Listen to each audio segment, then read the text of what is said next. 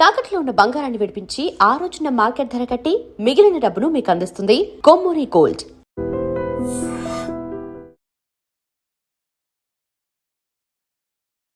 ప్రేక్షకులందరికీ నమస్కారం. ఈరోజు మనతో పాటు ప్రముఖ ఆధ్యాత్మికవేత్త డాక్టర్ రాజన్ నంబూద్రి గారు ఉన్నారు. గురుగారితో మాట్లాడదాం. నమస్కారం గురుగారు. నమస్కారం తల్లి. గురుగారు, ఇంట్లో చాలా మంది చనిపోయిన వారి ఫోటోలు పెడుతూ ఉంటారు. చాలా మంది దేవుళ్ళ పటాలతో పాటు కూడా కలిపి పెడుతూ ఉంటారు. అసలు చనిపోయిన వారి ఫోటోలు మనం ఇంట్లో పెట్టవచ్చా గురుగారు? పెడితే గనక అంటే ఎటువంటి స్థానంలో పెట్టాలంటారు? చాలా చక్కటి ప్రశ్న వేశారు అమ్మ. ముందుగా శ్రీ మహాగణపతి దేవతోభ్య నమః. చూసేవంటి వీక్షకులకు నమస్కారం. అదేవిధంగా ఐటీ ప్రేక్షకులకు స్వాగతం. ఎప్పుడైనా కూడా పెద్దవాళ్ళు చనిపోయిన వాళ్ళు ఉన్నారనుకోండి, వాళ్ళని పితృదేవత అంటారు, పితృభూతము అన్నారు. ఏమంటామా? పితృదేవత. పితృదేవతలు. వాళ్ళు ఏదైనా కూడా కళల్లో రావటంలో, నిద్రపెట్టు రావటంలో, ఏదైనా స్వప్నంలో రావటం అన్నీ కూడా చేస్తుంటే ఆ రోజుల్లో శుభ సూచనలు ఇవ్వటం, అంటే నీకు ఏదైనా ఆపద ఉంటే నీకు తెలియడం కోసం రావటం అని చెప్తూ ఉంటారు వాళ్ళందరూ కూడా. ఎప్పుడైనా కూడా పితృ దేవతలైనటువంటి పితృపటాలంతా పూజా గదిలో మాత్రాన పెట్టకూడదు. అది హిందూ సనాతన ధర్మానికి అది సరిపోయేది కాదు. మీరు పెట్టాల్సిన వంటిది దక్షిణం నుండి ఉత్తరం వైపు సపరేట్గా పెట్టుకోవాలి.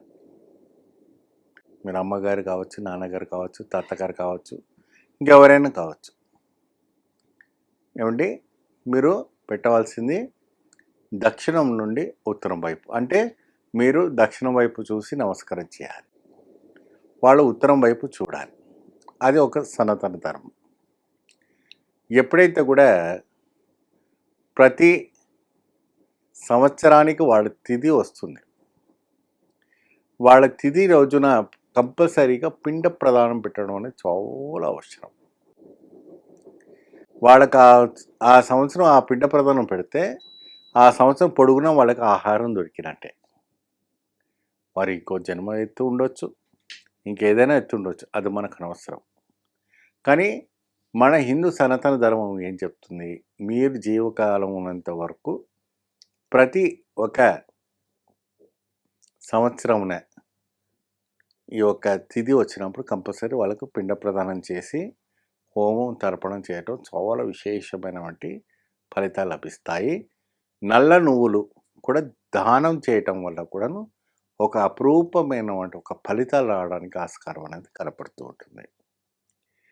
పెద్దవాళ్ళ ఫోటోలు ఎప్పుడైతే కూడాను దక్షిణం నుండి ఉత్తరం వైపు మీరు పెడతారో మీకు చాలా వరకు కూడా కలిసి వస్తుంది.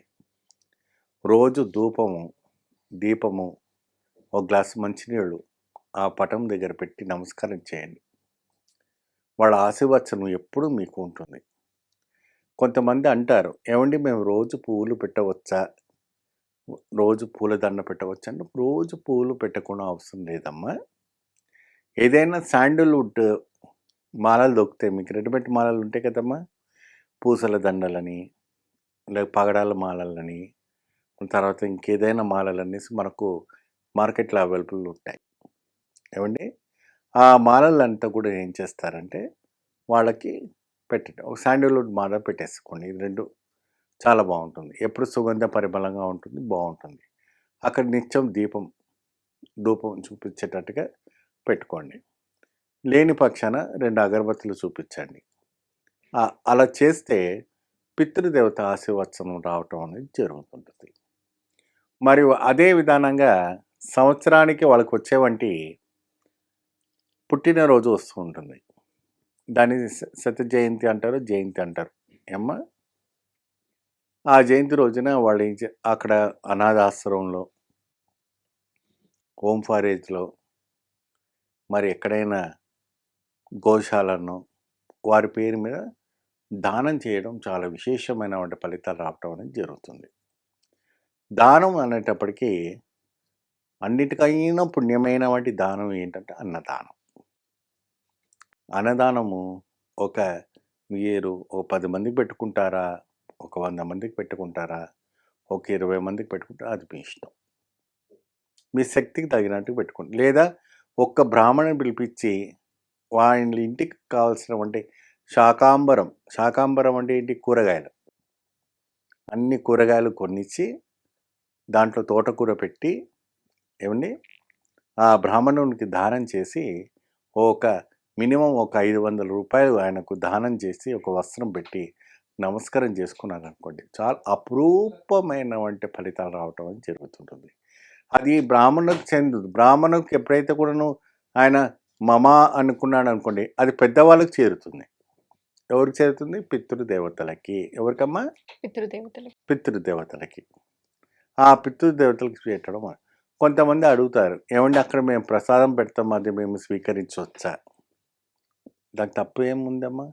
మీరు బయట నుంచి ఒక 2 కేజీలు స్వీట్ తీసుకొచ్చి చక్కగా వాళ్ళ పుట్టినరోజు నాడు ఆ పటం దగ్గర పెట్టి నైవేద్యం పెట్టి ఆ ప్రసాదాన్ని మీరు స్వీకరించవచ్చు.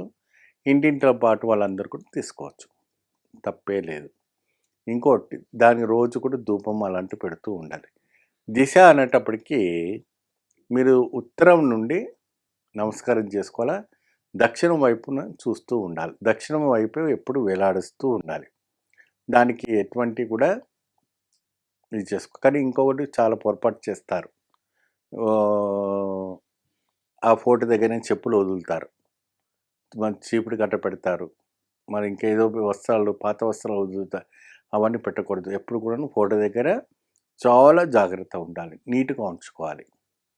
వాళ్ళని ఎంత నీట్గా మీరు పెట్టుకుంటే అంత విశేషమైనటువంటి ఫలితాలు రావడానికి ఆస్కారం అనేది కనపడుతూ ఉంటుంది. మరియు అదే విధానంగా వారి ఒక నక్షత్రము, వారి ఒక తిథుల నాడు, వారు పుట్టిన ఒక సమయంలో ఉన్నవంటి దాంతో కూడా దాన ధర్మం చేయటం వల్ల విశేషమైనటువంటి ఫలితం. అంటే ఏదో కోట్లు దానం చేయడం కాదు, ఒక 100 రూపాయలు ఒక చాక్లెట్ కొని కూడా దానం చేయవచ్చు, తప్పలేదు.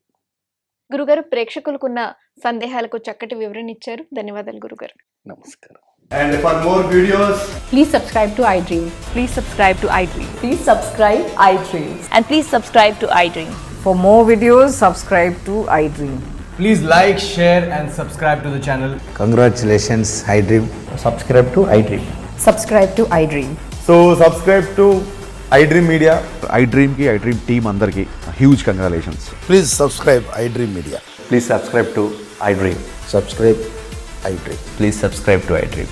iDream అంటే నా కళల ఛానల్ను సబ్స్క్రైబ్ చేసుకున్నారు, నోరు తిరుగుతలేదు.